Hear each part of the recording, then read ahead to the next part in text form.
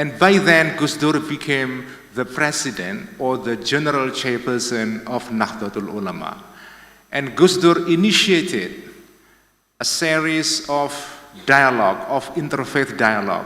And Gus Dur is one of the most important intellectual thinker and also ulama who was responsible for setting in motion a series of dialogue, interfaith conversation, and also produce a new generation of Muslim thinkers and intellectuals who were active in interfaith dialogue, including me.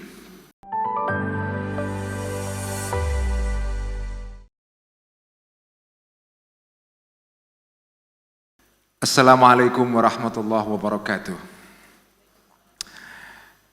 Let me begin my speech by telling you a story. In 70s of last century, Kiai Haji Abdul Rahman Wahid, or as widely known as Gus Dur, our former president and our former general chairperson of Nahdlatul Ulama, was invited to give a lecture in a Christian seminary in Malang, East Java. Gus Dur was still young by then, and he accepted the invitation.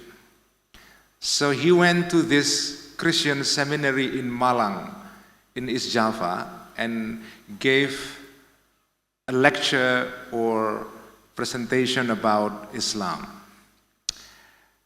But the controversy ensued or followed after Gus Dur came home.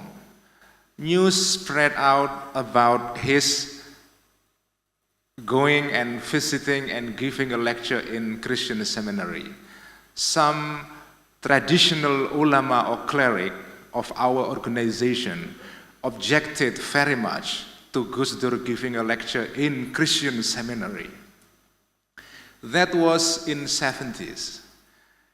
I can describe that period, borrowing from the Catholic terminology, as our pre-Vatican II moment in our history in Nahdlatul Ulama. At that time, the idea of interreligious dialogue wasn't known or popular among our scholars or intellectual or ulama. Then, moving forward, in 80s of last century, 1980s, Kiai Haji Abdul Rahman Wahid or Gus Dur became one of the important icon and symbol of the interfaith dialogue. And by then, Gus Dur became the president or the general chairperson of Nahdlatul Ulama. And Gus Dur initiated a series of dialogue, of interfaith dialogue. And Gus Dur is one of the most important intellectual thinker and also ulama who was responsible for setting in motion a series of dialogue, interfaith conversation, and also produce a new generation of Muslim thinkers and intellectuals who were active in interfaith dialogue, including me. Today, Nahdlatul Ulama sponsored, initiated, in collaboration with Rabita Alam al-Islami, to organize this very ambitious forum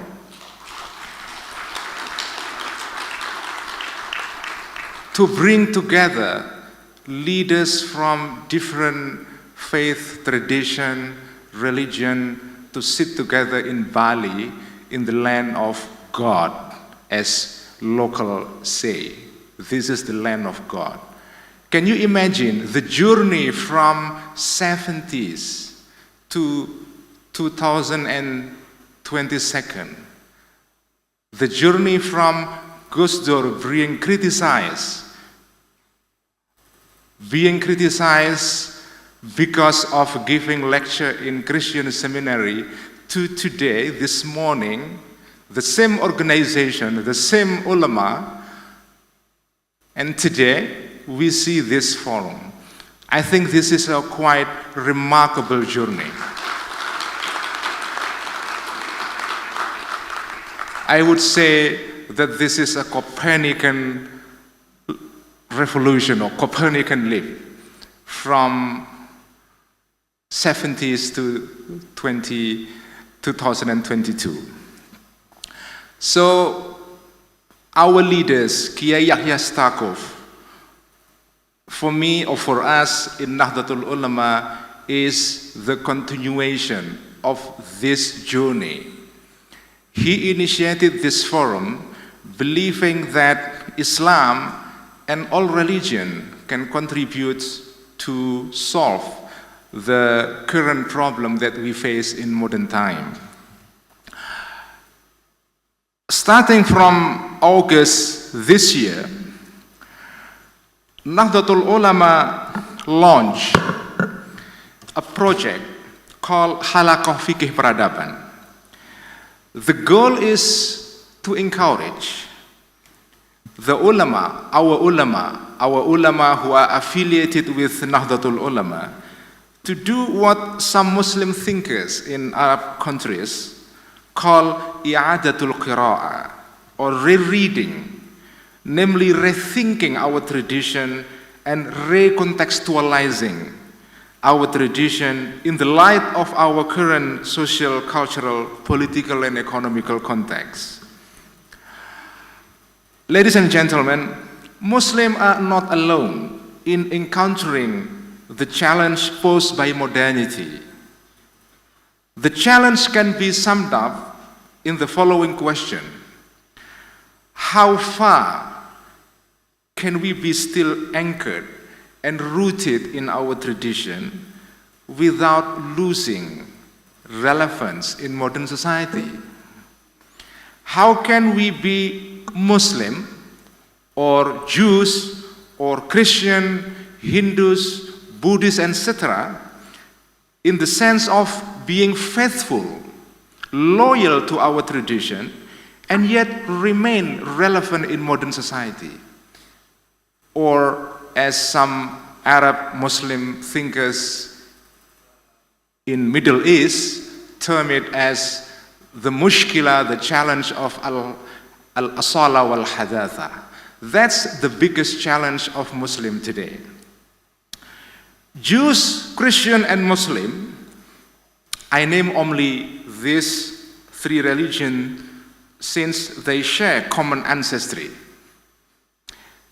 Jews, Christian, and Muslim have one thing in common.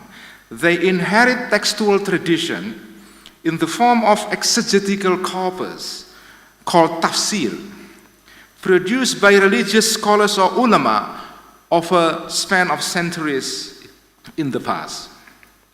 Those textual traditions constitute a foundation upon which the society of believers or ummah is founded. Jews, Christian, and Muslim share common religious experience, namely the experience as the society of texts, mujtama'un nas.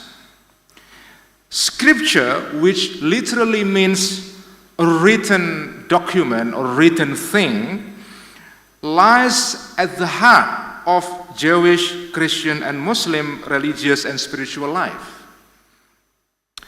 An Egyptian scholar who happened to visit my father-in-law's house in Rembang in Central Java, his name is Professor Nasser Hamid Abu Zaid, aptly characterized Islamic civilization as the civilization of texts, or Hadaratun Nas.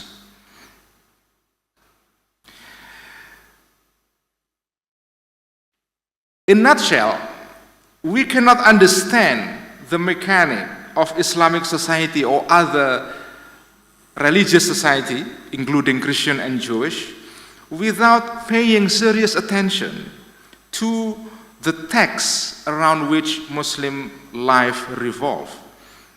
However, in the context of Islam, there is no single text. There is one single text with capital T that constitute the foundational text, or An-Nasul Mu'assis, from which all other texts come from.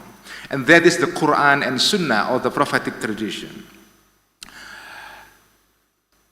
These texts give rise to thousands of texts, other texts written by the ulama, by the scholars, by the cleric in the past.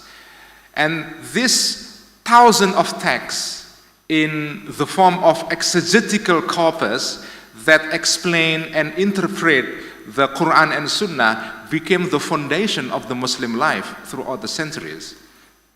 The problem is, and this is the problem that Muslim, Christian, and Jews share, as Rabbi Silvina Shemen quite wonderfully speak about it in her passionate speech.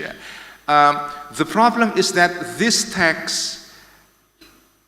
thousand texts were written in a different context. This is the problem. And Nahdlatul Ulama literally means the awakening of traditional religious ulama, or religious scholars. We inherit this rich tradition of text. The problem is that these texts were written in the different context, different situation. Our challenge today, as a Muslim, as a member of Nahdlatul Ulama, or as Nahdiyin, is to rethink, reinterpret, reevaluate our understanding, our interpretation of this text. Nahdlatul Ulama, under the guidance of Kiai Yahya Khalil Stakuf, initiated from August this year a series of seminar called Halaqah of Fiqh Peradaban. And these seminars the goal is to encourage our ulama to rethink, to do i'adatul qira'ah, to do rereading and rethinking of our tradition. It started from August, and we are going to organize 250 halaqah seminars in the span of 5 months. And I'm responsible for organizing this halaqah, and the response of the kiai, of the ulama, of our leaders and scholars are quite enthusiastic, which is quite, for me, is surprising.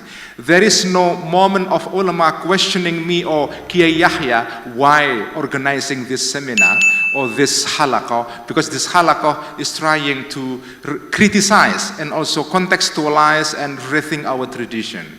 So this is, I think, a good progress in Nahdlatul Ulama. And I believe that this halaqah will produce a new generation of kiai, of ulama, who can contextualize Islamic tradition within the modern context. Wassalamu alaikum wa rahmatullahi wa barakatuh.